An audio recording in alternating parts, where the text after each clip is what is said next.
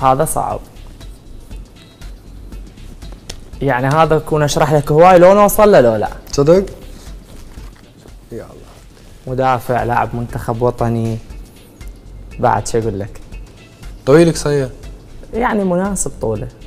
طوله مناسب. عصبي يقولون، هسه تغير لا ما اعرف. كانت عنده عصبيه وردود افعال. علي عدنان. صحيح.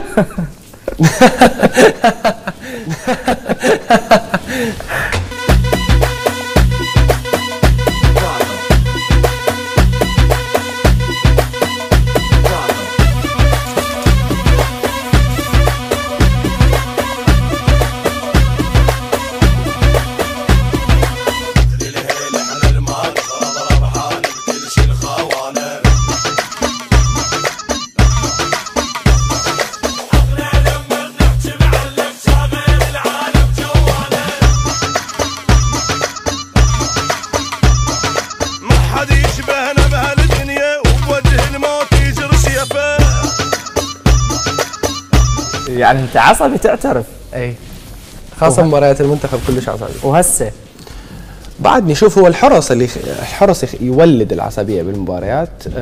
حرصي انه اني ما اخسر ابد.